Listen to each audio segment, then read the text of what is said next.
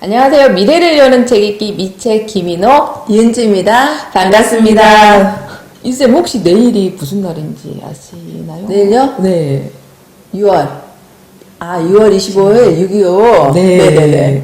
네, 내일이 한국전쟁 6.25 전쟁이 발발한 지 69주년이 되는 날이라고 합니다. 저희가 6.25 전쟁 같은 경우는 교과서를 통해서만 배웠는데 저희가 이제 전쟁을 겪은 세대가 아니다 보니까 맞아요. 책으로만 배웠는데 벌써 69주년이 되었다고 합니다. 네. 1950년 6월 25일 새벽 북한 공산군이 남북 군사 분계선인 38선을 넘어서 불법 남침해서 한국에 일어난 전쟁이 6.25 전쟁입니다. 맞습니다. 네.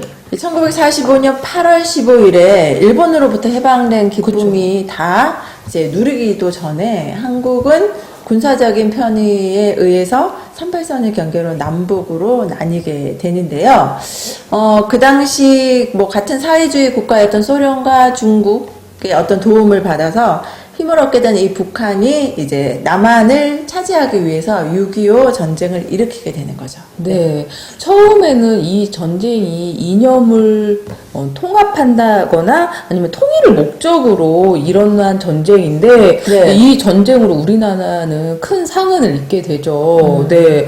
북한 공산군이 불법 남침으로 서울은 3일 동안 북한에게 점령을 당하게 되죠. 네. 그리고 많은 분들이 알고 계시는 인천 상륙작전. 맞아요. 메가더 장군. 네. 많이 알고 계시죠. 네.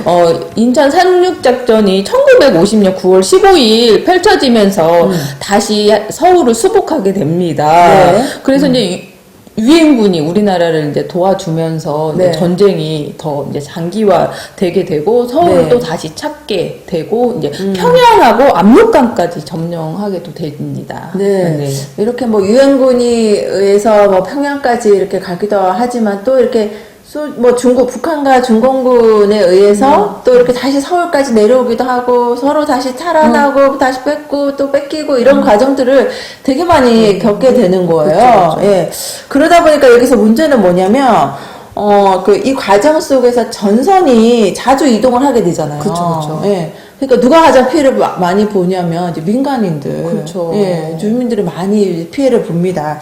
예, 국군이 점령했을 때는 그러니까 인민군을 도와준 사람들한테 보복을 하게 되는 거고요.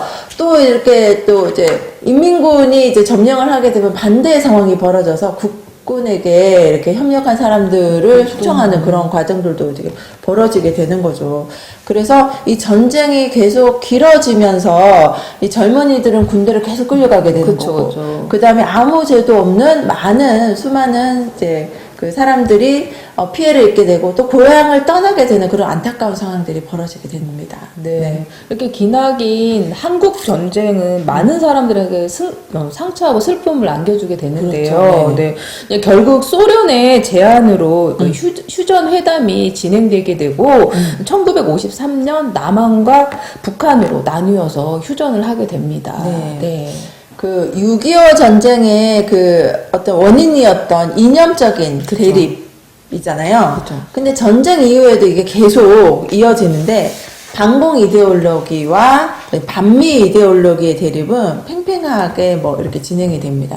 예전에 그런 기억 있지 않았어요? 학교에서 네. 반공 포스터. 맞아요. 반공 포스터 많이. 네, 반공 표 같은 거 막 이렇게 많이 했었잖아요. 기억 남는 게 북계 침입 예고없다, 잔악계나 뭐 총력 안보 뭐 이런 것도 많이 했었고, 그다음에 뭐 신고하자 뭐 이런 것도 많이 있었고, 예, 되게 많았던 것 같아요. 그렇죠. 예. 그래서 이로 인해서 우리는 같은 민족임에도 불구하고 계속 대립하게 되는 거고요. 그다음에 서로를 적대하는 감정까지 계속 이어지게 됐던 거죠. 그때 우리가 북한만 생각하면 다 나쁘고 막 이런 그렇게 배웠죠. 네, 그렇게 배웠었죠. 네, 네. 맞아요. 근데 6.25 전쟁의 피해와 손실이 정말 컸는데요. 그러니까 남과 북의 인구가 그때 한 3천만 명 정도 됐대요. 그런데 전쟁으로 인해서 다치거나 사망한 인구가 그 전체 인구의 7분의 1 정도 됐다고 해요. 3천만 명 7분의 1이면 엄청 많았죠. 네, 그래서 그렇죠. 수많은 전쟁 고아들이 생겨나게 되고 이제 가족과 인구가 흩어진 이산 가족들이 무려 1,000만 명이 넘었다고 해요. 맞아요. 아직까지 지금 우리나라 이산 가족 많이 좀 가슴이 아픈 상황이 되게 많은데 그래도 지금까지 이산 가족으로 인해서 좀 슬픈 상황을 많이 삶을 살고 계시는 분들이 많이 있습니다. 네. 저 얼마 전에 그 개방산 그 자연휴양림이라고 있는데 거기 다녀왔어요. 네네네. 거기 갔더니 우리가 공산당이 싫어요라고 했지 이승복. 이승복. 예, 생가가 거기 있더라고. 그래서 어떻게 그 상황이 됐는지가 이렇게 쫙 설명이 되어 있는데, 되게 어린 나이인데 그 이야기를 했다고 이렇게 가족이 전부다. 예. 몰살되는 그런 상황들이 벌어졌던 거죠. 그러면서 가족도 뿔뿔이 헤어지게 되고, 이산가족도 생기고, 고아도 생기고, 그때 전쟁을 경험하지 않았지만, 저 TV에서 이산가족 상봉. 그죠. 너무 좀 예, 슬퍼요. 그것만 봐도 너무 가슴 아픈 그런 상황이 아닌가 싶습니다. 예. 네. 그 공산주의와 민주주의라는 이념적 대립으로 인해서 발발한 6.25 전쟁이잖아요. 예. 우리나라 국민으로서 정말 슬프고, 그 다음에 역사에 잊혀지면 안 될 그런 부분이라는 생각이 듭니다. 그래서 6.25 전쟁 69주년을 맞아서 우리나라의 역사를 다시 한번 되새겨보는 시간이 됐으면 좋겠고요. 더 중요한 건 전쟁으로 희생된 무고한 수많은 시민들을 다시 한번 떠올리고 그 다음에 잠시나마 그들을 생각하는 그런 시간이 됐으면 좋겠어요. 네. 네, 미래를 여는 책 읽기 6.25 전쟁 69주년을 맞이해서 6.25 전쟁에 대해서 한번 생각해보는 시간을 가졌습니다. 저희는 다음에 더 좋은 내용으로 찾아뵙도록 하겠습니다. 감사합니다.